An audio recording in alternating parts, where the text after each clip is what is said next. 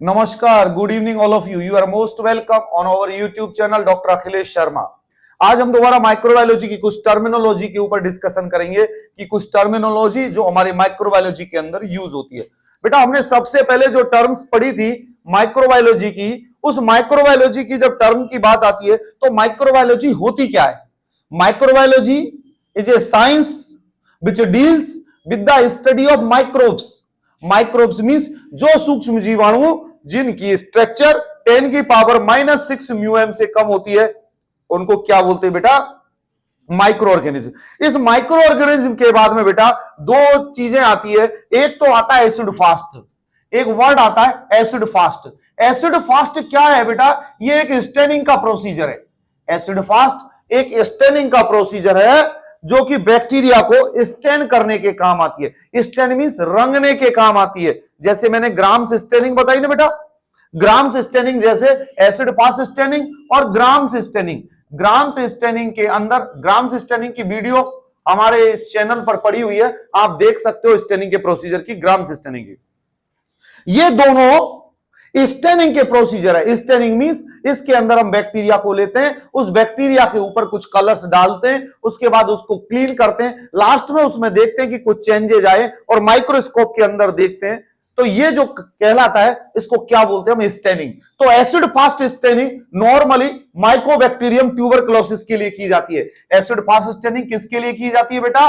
Mycobacterium tuberculosis. कई बार यह पूछा जाता है कि माइकोबैक्टीरियम ट्यूबरक्लोसिस को स्टेनिंग करने का कौन सा है? तो एसिड फास्ट स्टेनिंग से, एसिड फास्ट ये बेसिलाई है और एसिड फास्ट स्टेनिंग से हम इस ट्यूबरक्लोसिस के बैक्टीरिया को स्टेन करते हैं। ग्राम्स स्टेनिंग के अंदर ग्राम्स पॉजिटिव और नेगेटिव बैक्टीरिया को स्टेनिंग करते हैं।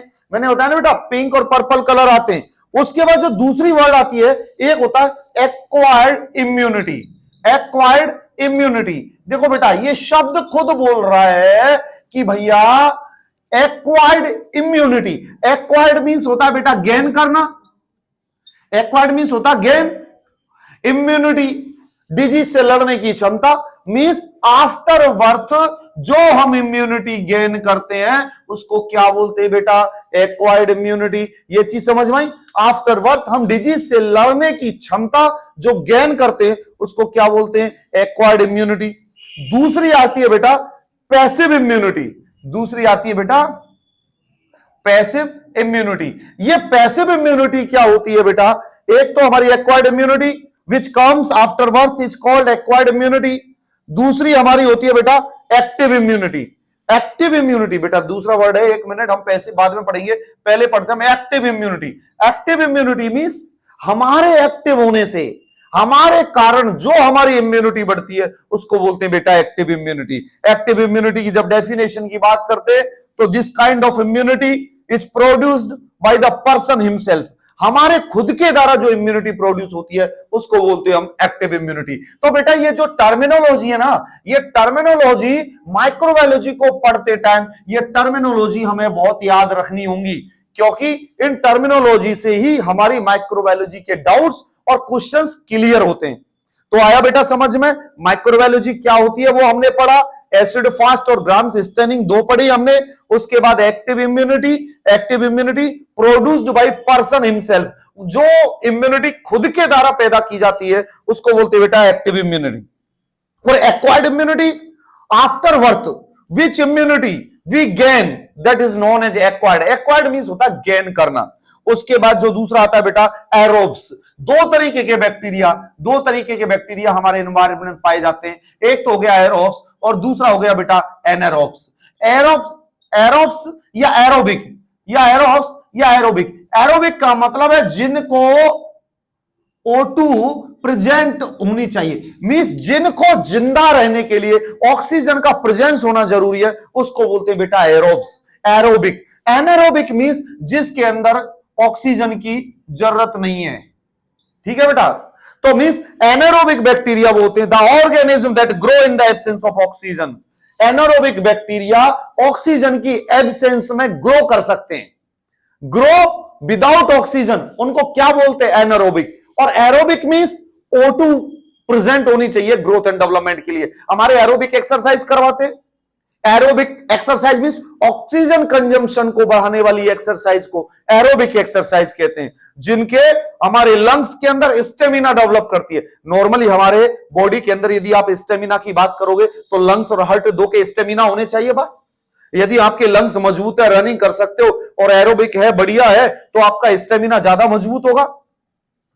तो aerobic means those micro organism they can multiply in the presence of oxygen that are known as aerobic.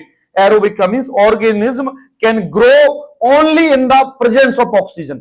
Organism को ऑक्सीजन चाहिए ग्रोथ एंड डेवलपमेंट के लिए, उनको और एरोबिक बोलेंगे। एनोरोबिक उनको बोलते हैं जो without oxygen they can grow and multiply. उसके बाद दूसरा जो वर्ड आता है एंटीबॉडी। एंटीबॉडी मींस क्या होता है बेटा? एंटीबॉडी मींस क्या होता है? Antibody antibody the substance that grows in the presence of antigen to react with its called antibody. antigen means बाहर से हमारे बॉडी के अंदर इंसर्ट होने की कोई फॉरेन बॉडी घुसने की कोशिश कर रही है, वो घुसते टाइम अपने एंटीजन छोड़ती है।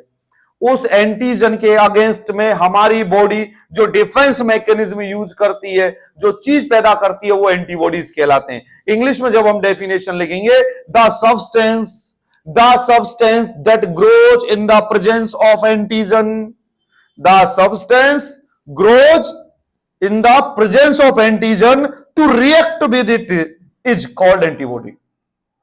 हमारे बॉडी के अंदर यदि एंटीजन पहुंच गया है तो उसके अगेंस्ट में हमारी बॉडी जो रिएक्शन कर रही है और हमारी बॉडी जो सब्सटेंस पैदा कर रही है उसको एंटीबॉडीज बोला जाता है। एंटीबॉडीज मैंने आपको बताया इम्यूनोग्लोब्युलिन्स होते हैं। इम्यूनोग्लोब्युलिन्स GAMDE होते हैं, IgG, IgA, IgM, IgD और IgE, जिसको हम दूसरे वर्ड के अंदर गैमडे तरीके से याद कर सकते हैं कि भैया ये हमारे इम्यूनोग्लोबुलिन है और ये IgG। अब इसको लिखते कैसे बेटा? IgG, IgA, IgM, इस तरीके से IgD और IgE ये एंटीबॉडीज है जो हमारे बॉडी के अंदर पाए जाते हैं। ये एंटीबॉडीज कब आएंगे? जब हमारे बॉडी के अंदर एंटीजन घुसेंगे तो उनके अगेंस्ट में लड़ने के लिए एंटीबॉडीज आएंगे।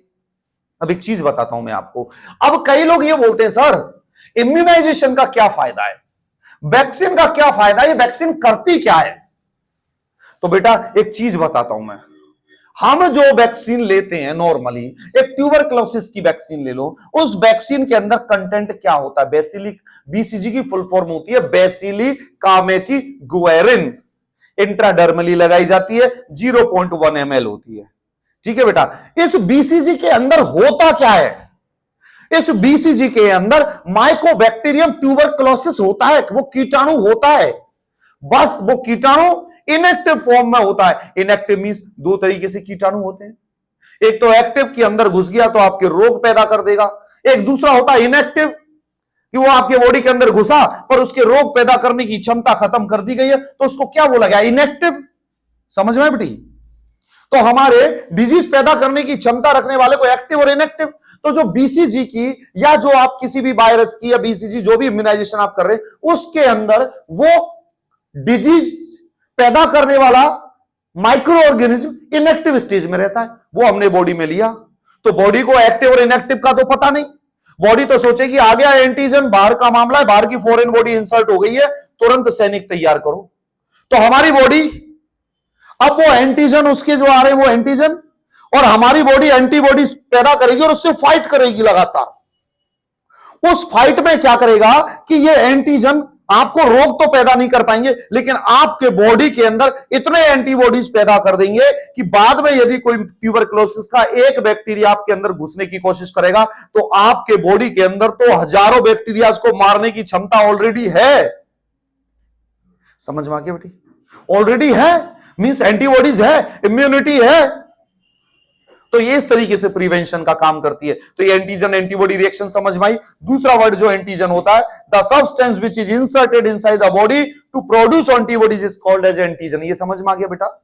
दूसरा एंटीसेप्टिक। एंटीसेप्टिक का मतलब होता है बेटा विच एजेंट, ये एजेंट कोई केमिकल भी हो सकता है, कोई ऑइंटमेंट भी हो सकता है, कोई लोशन भी हो सकता है, which can stop the growth, stop the growth, जैसे डिटॉल। डिटॉल को लगाने से एंटीसेप्टिक लोशन। एंटीसेप्टिक लोशन का मतलब ये भैया कि जब आप इसे लगाओगे तो ये आपके बॉडी के अंदर बैक्टीरिया को मारेगा नहीं, ये उसकी ग्रोथ को रोक देगा। Which stop the growth of bacteria is called as antiseptic. और दूसरे वर्डों में इसको क्या बोलते हैं? Bacteriostat. Bacteriostat, bacteriostat means to prevent the growth of micro organism, यह बैक्टीरियोस्टेट कहलाता है। एग्जांपल बीटाडिन, BETADINE, बीटाडिन या पोविडिन, आयोडीन, बात एक ही कर लो। बीटाडिन का कंटेंट क्या होता है भैया? पोविडिन, आयोडीन। ये अलग अलग परसेंट में आती है, 2.5% में भी होती है, 5% में भी होती है, 7.5% में भी होती है, 10% भी होती है। आपको जितनी परसेंट वाला लेना है उस हिसाब से आप लेंगे, आपके ऊपर इतना इफेक्टिव होगी। तो ये बीटाडिन क्या है? ये बैक्टीरियोस्टेट है। बैक्टीरियोस्टेट मींस बैक्टीरिया की ग्रोथ को रोक देती है। ये आपकी ड्रेसिंग करने के बाद इसको आपके यहां लगाया, तो लगाने से क्या होगा कि जो कीटाणु वहां मौजूद है उसकी ग्रोथ रोक देगा, आगे नहीं बढ़ने देगा। और दूसरा जो एक वर्ड आता है बेटा, बैक्टीरियोसाइडल।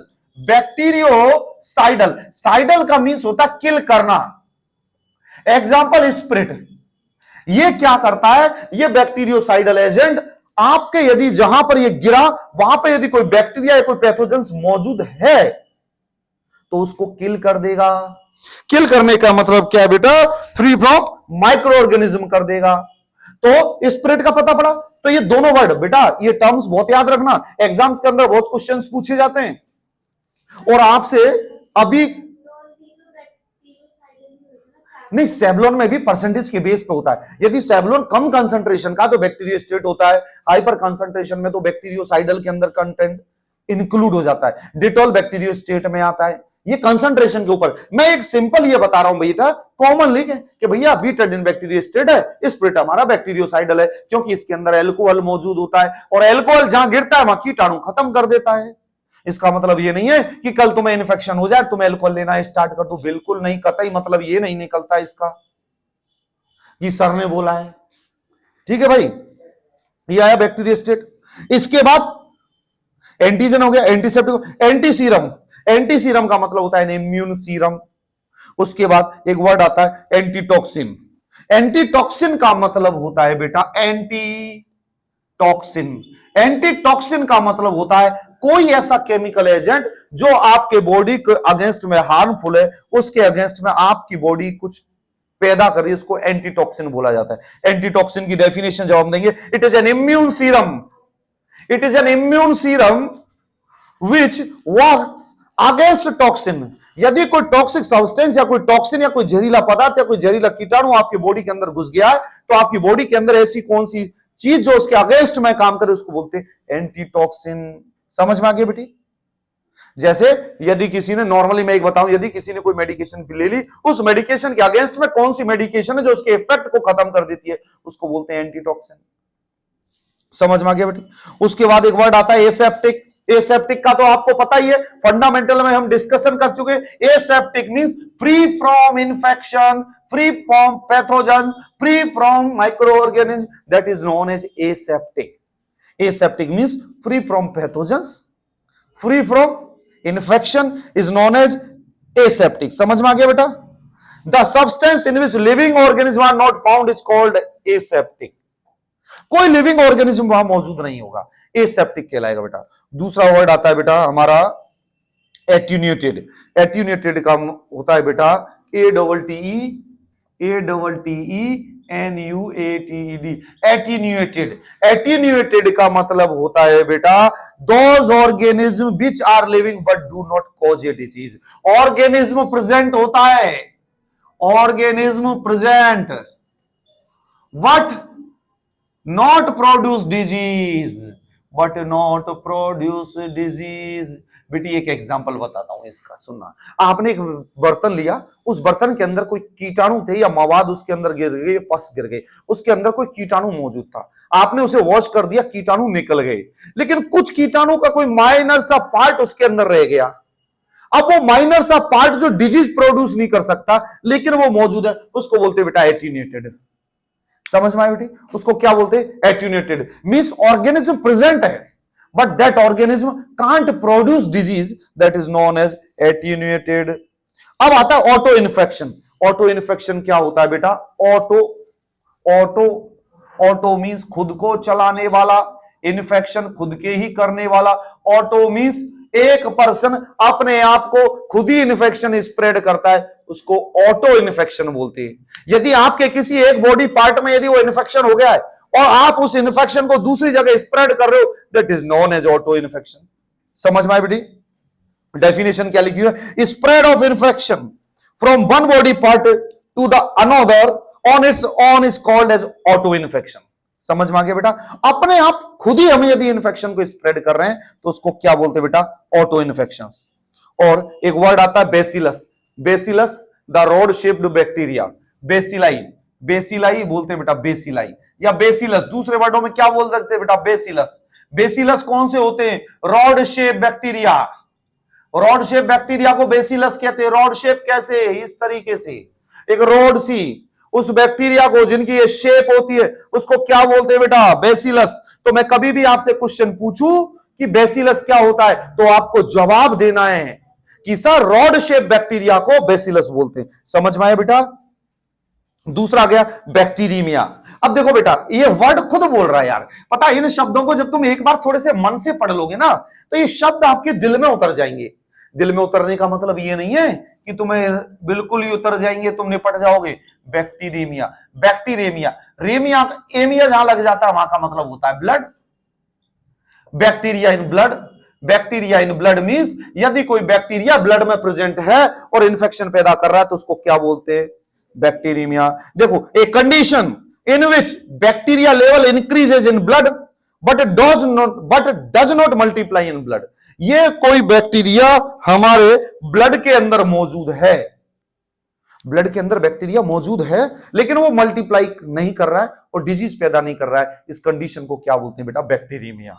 समझ में आ गया? बैक्टीरेमिया, रेमिया मींस ब्लड के अंदर प्रेजेंट है भाई, ब्लड के अंदर बैक्टीरिया प्रेजेंट है, उसको क्या बोलते हैं? बैक्टीरेमिया। समझ में आ गया मेरे बच्चों? बैक्टीरेमिया मींस ब्लड के अंदर बैक्टीरिया प्रेजेंट है, does not produce disease, disease पैदा नहीं कर रहा है, उसको बैक्टीरेमिया बोलते हैं। बैक्टीरिसाइडल हमने बता दिया आपको। कैरियर, कैरियर का मतलब क्या होता है बेटा? कैरी करना। आपके घर में कैरियर, कोरियर आती है। कोरियर का मतलब क्या होता है? एक जगह से दूसरी जगह ले जाने वाला। और कैरियर का क्या काम होगा?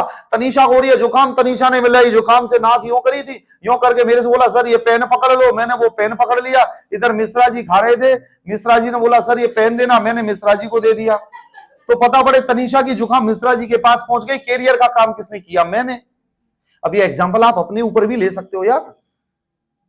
तो ये क्या हुआ? कैरियर। कैरियर का मतलब क्या है बेटा? The substance that carry harmful pathogens but do not show any sign in them are called carriers. ये सिम्टम्स, मैंने कैरियर का काम किया बट मैं अफेक्ट नहीं हुआ, ये क्या कहलाता? कैरियर।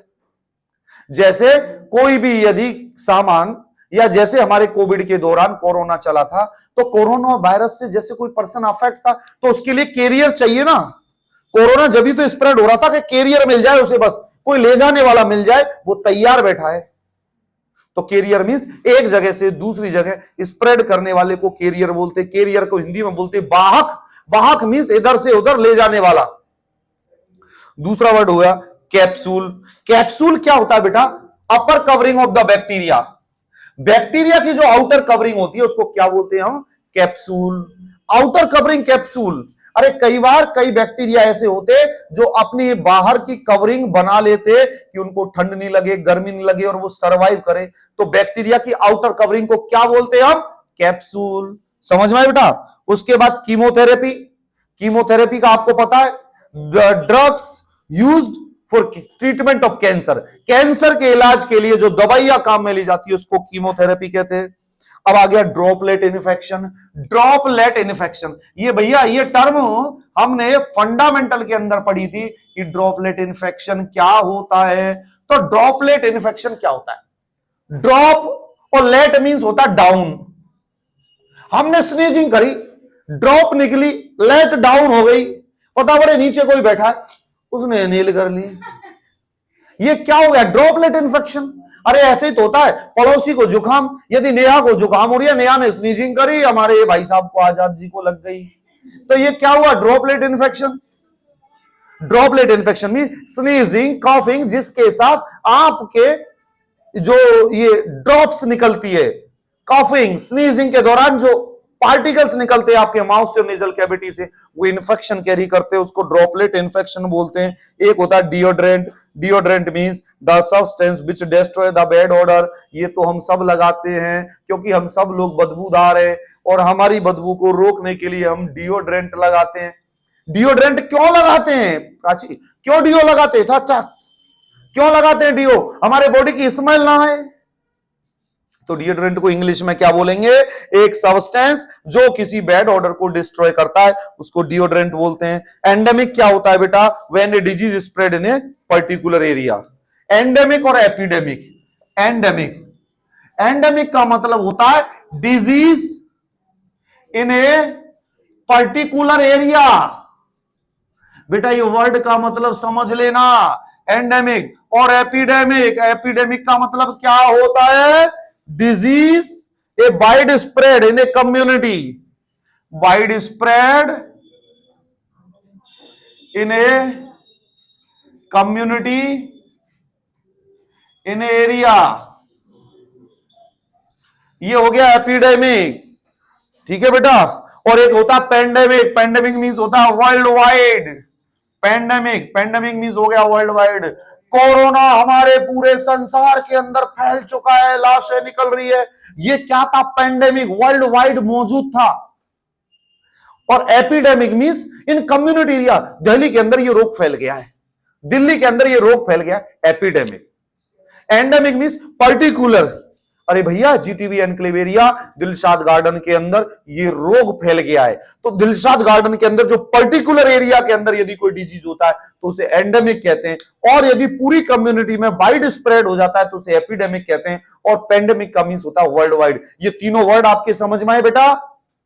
मेरे बच्चों जो यूट्यूब पे देख रहे हो, एंडेमिक मींस यदि कोई पर्टिकुलर एरिया के अंदर कोई डिजीज होता है तो उसको बोलते हैं एंडेमिक। जैसे दिल्ली के किसी छोटे से इलाके के अंदर यदि कोई रोग फैल गया तो उसको बोलते हैं एंडेमिक। एपिडेमिक वो पूरी जगह, पूरी कम्युनिटी के अंदर फैल चुका है कि पूरी दिल्ली के अंदर ये रोग फैल चुका है, इसको बोलते हैं एपिडेमिक। और पेंडेमिक मींस पूरे भारत, पूरे विश्व में जो रोग फैल गया है उसको बोलते हैं बेटा पेंडेमिक, जैसे कोरोना आया था। Communicable, communicable means the disease spread from one person to other person is known as communicable. Communicable means एक पर्सन से दूसरे पर्सन पर जो स्प्रेड हो रहा है उसको क्या बोलते हैं बेटा? कम्युनिकेबल। ये चीज समझ में आई बेटा? नेक्स्ट होता है बेटा culture. Culture means the media on which micro organism grow. बेटा मैंने एक चीज बताई ना कि हमारे माइक्रोबायोलॉजी के अंदर क्या होता है कि जैसे कोई कीटाणु लिया, आपके ब्लड का सैंपल लिया, उस ब्लड सैंपल को लेके उसमें से कुछ बूंदे, एक कल्चर होता है। ये कल्चर ब्लड सेल्स का या ऐसा एक एनवायरनमेंट होता है जहां पर कोई बैक्टीरिया आएगा तो वो बहुत जल्दी ग्रो करता है। तो उस ब्लड की 2-4 बूंदे आपने कल्चर पे डाली तो उसने जल्दी जल्दी ग्रो करना स्टार्ट कर दिया। ग्रो करने के बाद आपने वहां एक लूप से लिया और आपने माइक्रोस्कोप से स्ट्रक्चर देखा, आपने देखा ये तो कॉर्निबैक्टीरियम डिप्थीरिया यार, ये तो डिप्थीरिया की स्ट्रक्चर आई है। तो कल्चर क्या है? कल्चर एक ऐसा इन्वायरमेंट है जहां पर कोई भी माइक्रो ऑर्गेनिज्म इजिली तरीके से ग्रो कर सकता है। जैसे बेटा सूखी रोटी है, सूखी रोटी के ऊपर फंजाई नहीं लगेगी, लेकिन यदि उस रोटी के ऊपर आप 2-3 बूंदे पानी की डाल दोगे और मॉइस्चर कर दोगे तो फंगस ग्रो कर लेगी। तो वो रोटी फंगस के लिए क्या हो गई? कल्चर। वो रोटी फंगस के लिए क्या हो गई? The media on which microorganism grow like nutrient media in living cell.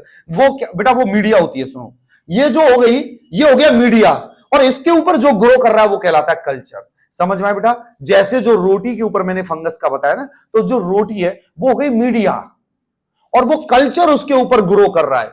अब ये न्यूट्रिएंट मीडिया भी हो सकता है, लिविंग सेल्स भी हो सकती है, जिनमें हम टेस्ट करके देखते हैं। जैसे बेटा मैंने एक बात बताता हूं आपको, चेन्नई के पास में एक सेंटर है जहां पर लेप्रोसी के लिए रिसर्च चल रही थी। हम लोगों ने हमारी पोस्ट ग्रेजुएशन में जाके उस लेप्रोसी सेंटर को देखा।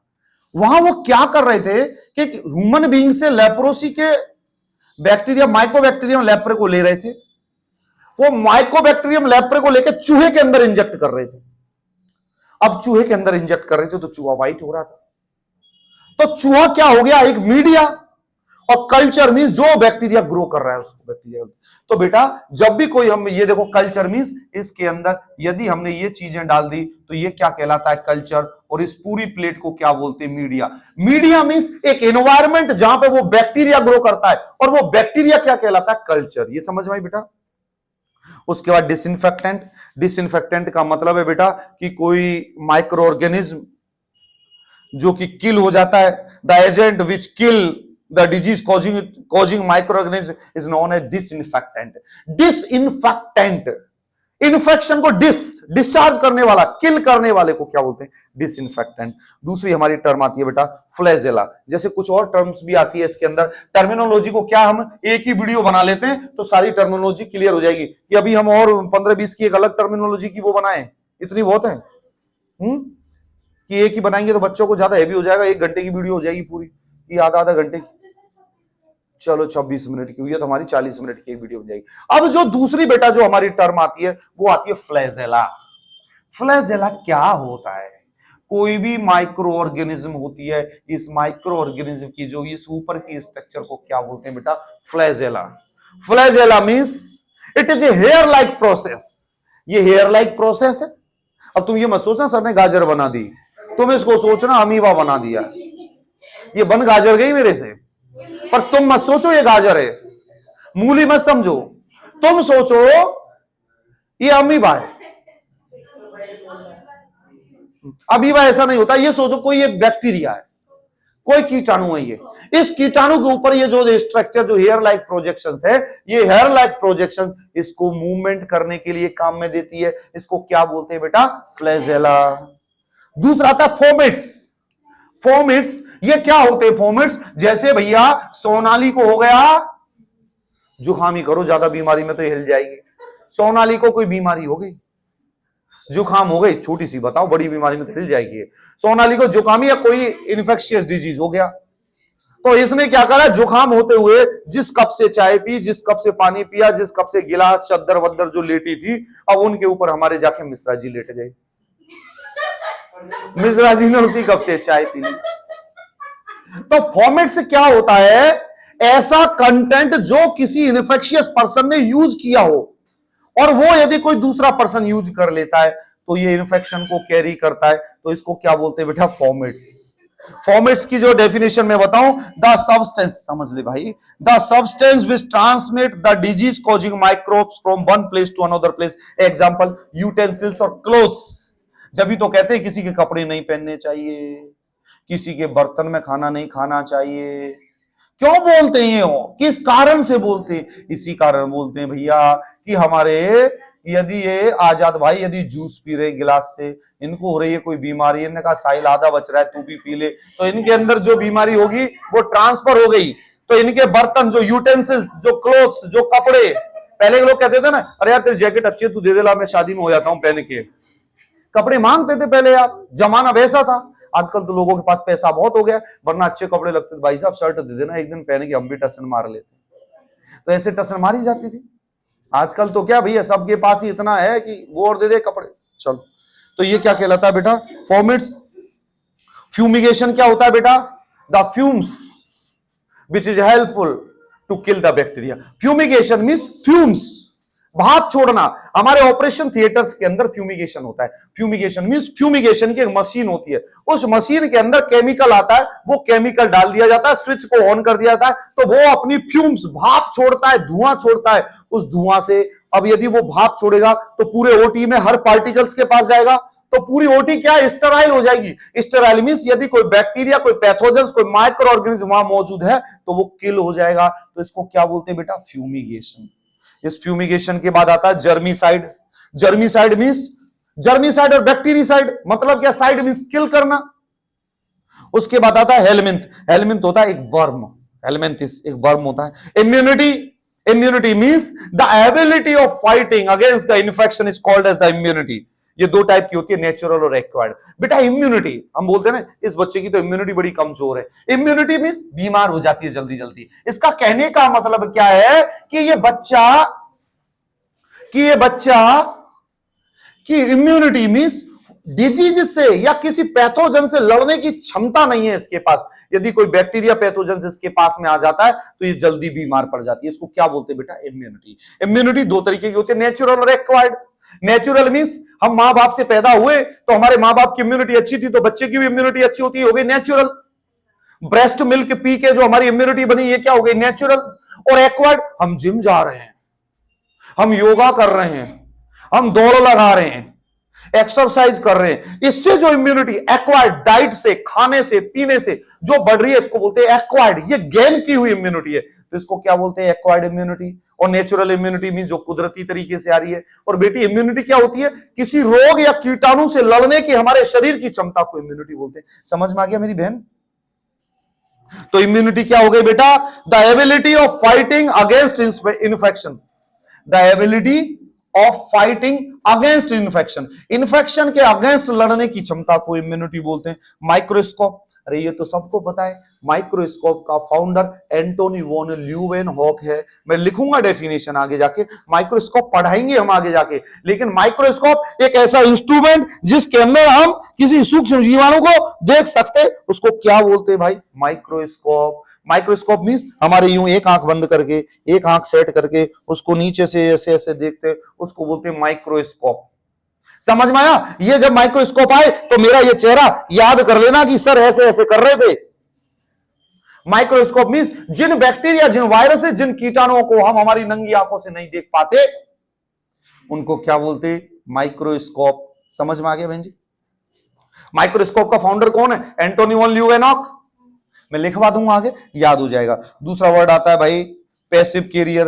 Passive carrier means it carries the disease causing bacteria but itself does not get affected the process and does not have a disease. Passive carrier का एक मैं बहुत बढ़िया एग्जांपल बताता हूं आपको। एक बीमारी होती है scabies. Passive carrier, passive carrier, passive carrier का एक एग्जांपल बताता हूं बेटा। पैसिव कैरियर का मतलब क्या होता है कि एक बीमारी होती है स्कैबीज। इस स्कैबीज का बैक्टीरिया होता है सार्कोप्टेस स्कैबियाई। ये सार्कोप्टेस स्कैबियाई कहां पाया जाता है? फीमेल के पास पाया जाता है। But it will not affect the female, it will not produce the disease in female. What किसके अंदर प्रोड्यूस करेगा ये disease? When A male person will come in contact with the female, that time he will affect through this bacteria and he will have symptoms of scabies. जब scabies सार्कोप्टेस स्कैबियाई है, इस scabies के अंदर क्या होता है बेटा? पेप्यूल्स फॉर्म हो जाते हैं पूरे पेरिनियल एरिया के अंदर और वो इचिंग करते हैं, रेडनेस करते हैं। उनके बीच के अंदर एक पॉइंट सा दिखाई देता है। मींस मैं कह रहा हूं ना, ऐसी ऐसी छोटी छोटी फुंसियां हो जाती है, उनके बीच में एक दाना दिखाई दे जाता है। ये सेक्सुअली ट्रांसमिशन से ज्यादा होता है। जो मल्टीपल पार्टनर्स रखते हैं, जो जगह जगह जाके सेक्सुअल सेटिस्फेक्शन, ग्रेटिफिकेशन प्राप्त करते हैं, उनके अंदर ये स्कैबीज रोग का पाया जाना पॉसिबिलिटी होती है। तो पैसिव कैरियर मींस इंग्लिश में मैं आपको बताऊं, it carries the disease causing bacteria. जैसे फीमेल डिजीज कॉजिंग बैक्टीरिया को कैरी कर रही है, but itself does not get affected, but वो खुद अफेक्ट नहीं हो रही in the process and does not have a disease. ये क्या कहलाता है? Passive career. एक्टिव कैरियर तो क्या है? मैं डिजीज लेके जा रहा हूं, मुझे जुकाम हो गई है, वायरस मेरे पास है, आ जाओ ले लो। तुम आए, मैंने चीखा, हाँ निकल गया, आपने इनेल कर लिया, ये हो गया एक्टिव कैरियर। पैसिव कैरियर में छुपा के रखे हुए हैं, पैसिव छुपा के रखे हुए, आ जाओ भैया ले जाओ गिफ्ट, पता भी नहीं पड़ेगा। 5-7 दिन 10 दिन बाद जब इसका इंक्यूबेशन पीरियड कंप्लीट होगा, जब तुम कहोगे क्यों खुजली चल रही है नीचे की साइड, क्या हो गया, जब आपको पता पड़ेगा कि आपके स्कैबीज हो चुका है। इस स्कैबीज की बीमारी सार्कोप्टेस स्कैबियाई है। अरे बेटा सेक्सुअल ट्रांसमिटेड डिजीज सारे ऐसे ही तो हैं। Why that person are going for the sexual अभी स्प्रेड हो कैसे रहे? Some persons they are going to get sexual gratification and satisfaction. Through this satisfaction only they are going there and they are taking the ticket of ऊपर Yamraj. Afterwards they are नहीं, ये बीमारी नहीं, HIV तो ऐसे ही बट रहा है। HIV कैसे स्प्रेड हुआ? सबसे पहले तो आया बंदरों में, अब बंदर से यहां कैसे आया ये सोचो। HIV यदि आप देखोगे तो मंकी के अंदर कैरियर था और उसके बाद नहीं बेटी, मैं सही बता रहा हूं, HIV is increasing more and more in the community. आप जिस हिसाब से पेशेंट्स ग्रोथ कर रहे हैं, आप लोगों को ये मजाक लग रहा होगा, ये हमारे देश के लिए और हमारे यंग एज के लिए बहुत बड़ा खतरा है। मैं सीरियस पॉइंट पे बात कर रहा हूं आपसे, हमारी यंग एज के लिए बहुत बड़ा खतरा है HIV। You don't know who will give gift you, कौन कब गिफ्ट दे जाएगा। हमारी यंग एज, जब भी तो कहते हैं यंग एज को संभालना बहुत अच्छी वो है, एजुकेशन देना। Lot of persons they don't aware about the sexual transmitted disease. जब हो जाता है, जब कहते हैं बाबूजी हो गया। एक पर्सन मिला मेरे को, मैंने बोला क्या हुआ, बोला जी ये बीमारी है, मेरे हेपेटाइटिस बी हो गया।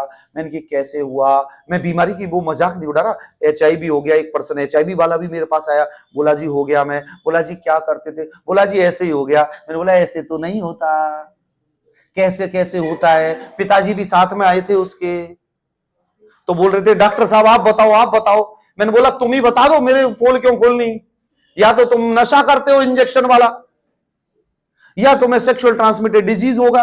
तुमने ना तो कभी खून चढ़वाया है, ना तुम्हारी कोई और हिस्ट्री है। तुम्हारी हिस्ट्री ये दो ही हो सकती है, जैसा मुझे तुम्हारी वेशभूषा और शक्ल से सत्यापित हो रहा है कि आप ये काम करते होंगे।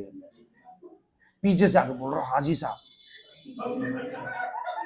मैंने बोला अब छोड़ दो, इम्यून सिस्टम डाउन हो गया है, अब तो तुम जितना हेल्दी खाना, पॉजिटिव व्यू में जियोगे। बेटा ये बीमारियां जैसे कैंसर हो गया, HIV हो गया, हेपेटाइटिस बी हो गया, ये बीमारियां ऐसे नहीं है, ये बीमारियां मारेंगी बाद में। साइकोलॉजिकली इतना एक पर्सन को डिप्रेस्ड कर दिए, वो बंदा सोच लेता है अपना तो दिन हो गए पूरे, और नेगेटिव थॉट्स उसी टाइम से स्टार्ट हो जाते हैं। उस नेगेटिव, जब भी तो मैं कहता हूं काउंसलर, मोटिवेशनल और साइकोलॉजिस्ट की जरूरत क्यों है, ये इसी कारण तो जरूरत है। एक यंग एज की लड़की मेरे रिलेशन में, एक मेरे यंग एज की लड़की, she newly get married, she is pregnant, और during pregnancy she fall down at their home. वो घर पे कहीं गिर गई, गिरने के कारण बच्चा पेट में था, तो डॉक्टरों ने बोला इन दोनों में से बचाना किसी एक को पड़ेगा। किसी हॉस्पिटल में गए तो बोला जी मां को बचा दो, सब बच्चा तो कोई नहीं, दोबारा हो जाएगा। बोला नहीं जी यूट्रस हटानी पड़ेगी। लास्ट में यूट्रस हटा दिया उसका। अब उसके बाद में that boy is telling I don't want to live with him, with her. Why? अब यूट्रस नहीं है। क्यों भाई? She came at your home with uterus और ड्यू टू सम रीजन, अरे भगवान को मंजूर नहीं है, कोई प्रॉब्लम हो गई, अब तुम क्या खेल करो, नहीं रहना चाहते, divorced. This is the true Indians, ये समाज में हो रहा है। अरे दुनिया तो कहती है दुख दर्द आपस में बांटो, एक साथ रहो, एक दूसरे का दुख दर्द शेयर करो। यहां पार्टनर की बात हो रही है, जो पार्टनर फिर लेके एक दूसरे से कसमें खा के जो पार्टनर बन रहे, वो पार्टनर आपस में ऐसा करे तो ये भगवान भी माफ नहीं करेगा ना इस चीज को, क्योंकि आप दुख दर्द के साथी हो। ठीक है बेटी? तो पैसिव कैरियर समझ में आया? ज्यादा ज्ञान हो गया पैसिव कैरियर पे ना, ज्यादा नहीं देंगे अब क्योंकि हमारा टाइम बढ़ता जा रहा है। दूसरा कहलाता पाश्चराइजेशन। आजाद पाश्चराइजेशन, मेरा ध्यान तुम्हारे ऊपर ही है बस। पाश्चराइजेशन क्या कहलाता है? It is a process in which fermentation of milk and fluid is checked. In this process, milk is heated to 63 to 68 degree centigrade. भैया पाश्चराइजेशन के अंदर किसी चीज को 60 से 68 डिग्री सेंटीग्रेड पर गर्म करते हैं। गर्म कितनी देर तक करते हैं भैया? 30 मिनट्स तक, और सडनली उसे कूल डाउन कर देते हुए, सडनली कूल डाउन। इससे क्या होता है? उसके अंदर जो बैक्टीरिया और जो वायरस मौजूद है वो मर जाते हैं। इसको बोलते हैं पाश्चराइजेशन। अरे पाश्चराइज्ड मिल्क आता है भैया, एक एक महीने काम चलता है उससे, बड़ा महंगा आता है। बहन जी पिया है वो एक अलग से, वो उसमें कवर में आता है, मैंने तो पिया नहीं, देखा है एक बार। हाँ मिश्रा जी ने पिया भाई। वो पाश्चराइज्ड मिल्क आता है, वो pasteurised milk is fermented milk. Fermented milk का मतलब होता है उसको 68 to 68 डिग्री सेंटीग्रेड पर गर्म किया गया है। तो गर्म करने पे सारे बैक्टीरिया मर गए, जो गर्मी में मरने वाले थे वो वहां मर गए, और तुरंत बिल्कुल नॉर्मल लेवल माइनस टेम्परेचर पर उसे ठंडा कर दिया, तो जो ठंड में मरने वाले थे वो मर गए। तो ना तो गर्म वाले रहे ना ठंडे वाले रहे। इस प्रोसीजर को क्या बोलते हैं? फर्मेंटेशन, जो कि कहलाता pasteurization. Who is the founder of pasteurization? Louis Pasteur, जो हमारे माइक्रोबायोलॉजी का लीजेंड गुरुजी है। Louis Pasteur. आप देखो लुईस पाश्चर तो अंग्रेज है, अब ये होता रामलाल, तो हम कैसे पढ़ते माइक्रोबायोलॉजी का फाउंडर कौन है? रामलाल। लेकिन माइक्रोबायोलॉजी का फाउंडर कौन है? Louis Pasteur. तुम मुझे मरवा डालोगे, पता पड़े कोई रामलाल आके खड़ा हो जाए जी मेरे नाम की बहुत बदनामी कर दी इन्होंने। ऐसा कोई नहीं है, हमारी वीडियोस के अंदर ऐसा कोई मोटो और किसी को एम नहीं होता कि किसी की हम इच्छाएं और किसी के हम ऊपर कमेंट्स करें, और यदि किसी को बुरा लगता है तो हम हाथ जोड़ के माफी मांगते हैं। ठीक है भाई, चलो आ जाओ। पाश्चराइजेशन, हाँ बेटा स्पोर्ट्स भी किल हो जाते, पाश्चराइज मिले। उसके बाद आता बेटा पैथोजेनिक। अरे भैया पैथोजेनिक क्या होते हैं? ऐसे बैक्टीरिया वायरस से जो डिजीज प्रोड्यूस करने की क्षमता रखते हैं उसको पैथोजेनिक कहते हैं। दूसरा सेकेंडरी इन्फेक्शन। मेरी बहन मेरी भी सुन ले, सेकेंडरी इन्फेक्शन क्या कहलाता है? Occurrence of the second infection immediately after the first. ये क्या कहलाता है? Secondary infection. जैसे मैं आपको बता दूं सेकेंडरी इन्फेक्शन क्या होता है, किसी को बीमारी लग गई, बीमारी के दौरान उसका इम्यून सिस्टम, जैसे बेटी मेरी बात सुनना, ट्यूबरक्लोसिस एक बीमारी है, ट्यूबरक्लोसिस के अंदर एचआईवी तो बड़ी बीमारी है, एचआईवी और ट्यूबरक्लोसिस के अंदर क्या होता है, हमारे बॉडी का इम्यून सिस्टम कमजोर होता है। उस इम्यून सिस्टम कमजोर होने के दौरान हमें कोई भी इन्फेक्शन, किसी भी बैक्टीरिया से मुलाकात हमारी हो जाती है तो वो संग में ही आ जाता है। आने का मतलब ये कि एक इन्फेक्शन के साथ में दूसरे इन्फेक्शन यदि आने लग जाए तो उसको सेकेंडरी इन्फेक्शन बोलते हैं। जैसे मैंने बताया ना, एचआईवी में तो इन्फेक्शन हो ही गया आपको, अब सिंड्रोम कब बनेगा? जब भैया तुम्हें पता पड़े खांसी जुकामी तुम्हारी ट्रीट नहीं हो रही, वहां भी, क्योंकि इम्यून सिस्टम तो आपका वीक है। अब तो आपको यदि आप किसी गंदी टॉयलेट में भी जाके बैठोगे तो पता पड़े वहां से भी यूटीआई लग रहा है, क्योंकि इम्यून सिस्टम तो आपका है नहीं है। तो इम्यून सिस्टम मींस पहली जो बीमारी लगी है वो तो प्राइमरी इन्फेक्शन, सेकेंडरी उस बीमारी के कारण जो आपका इम्यून सिस्टम कम हुआ है उस दौरान जो आपको इन्फेक्शन होते हैं उसको बोलते हैं बेटी सेकेंडरी इन्फेक्शन। समझ में आया बेटा? सेप्टिसीमिया क्या होता है? Multiplication of the bacteria in the blood. Multiplication of the bacteria in the blood is called as septicaemia. Septicaemia का मतलब क्या है बेटा? कि ब्लड के अंदर इन्फेक्शंस का मौजूद होना क्या कहलाता है भाई? सेप्टिसीमिया। उसके बाद आता सेप्सिस। सेप्सिस का मतलब होता है the poisoning caused by the microbes. Sepsis, sepsis का मतलब होता है the poisoning caused by microbes is called sepsis. कोई बैक्टीरिया हमारे बॉडी के अंदर घुसकर इन्फेक्शन पैदा कर रहा है उसको क्या बोलते हैं भैया? हम सेप्सिस। समझ में आया बेटी? टर्मिनल डिसइंफेक्शन क्या होता है बेटा? Once the patient dies, then the process of disinfection of the whole body. Terminal disinfection है बेटा, टर्मिनल डिसइंफेक्शन। अरे भैया हमारी बस के स्टैंड को टर्मिनल बोलते हैं ना। अरे एयरपोर्ट पे टर्मिनल 1, टर्मिनल 2, टर्मिनल 3 मींस यहां से फ्लाइट उड़ेगी मींस छोड़ के जाएगी। जब हमारा शरीर डेथ कर जाता है उसके बाद होल बॉडी को, पूरे शरीर को डिसइंफेक्टेंट करना टर्मिनल डिसइंफेक्शन कहलाता है। समझ में आया बेटी? Terminal disinfection means after death body को डिसइंफेक्टेड करना, जो उसके यूज किए हुए आर्टिकल्स, इंस्ट्रूमेंट्स, चादर, कपड़े, लिनन, इन सबको डिसइंफेक्टेंट करना क्या कहलाता है बेटा? Terminal disinfection. ये चीज समझ में आई बेटा आपको? दूसरा टॉक्सिन। टॉक्सिन क्या होता है? Toxin is a poisonous agent which is secreted bye A plant और एनिमल। टॉक्सिन मींस देखो बेटा, टॉक्सिन का तो आपको ये तो पता है कि ये हार्मफुल एजेंट है टॉक्सिन। ठीक है बेटा, ये हार्मफुल एजेंट है किसको? हमारी बॉडी को। तो टॉक्सिन क्या हुआ? Toxin is an harmful agent for our body which is secreted by plant and animal. आया समझ में? प्लांट और एनिमल के द्वारा जो हार्मफुल एजेंट सीक्रेट किया जाता है उसको क्या बोलते हैं बेटा? टॉक्सिन। ये चीज समझ में आई? तो ये सारी हमारी टर्मिनोलॉजीज थी माइक्रोबायोलॉजी की जो हमने पढ़ी, इनके अंदर आपको डिस्कशन किया।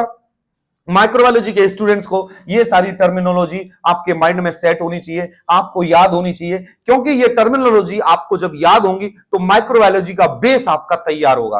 तो बाकी की और हमारी वीडियोस को देखने के लिए हमारा YouTube channel doctor Akhilesh Sharma subscribe करें, शेयर करें, बताएं।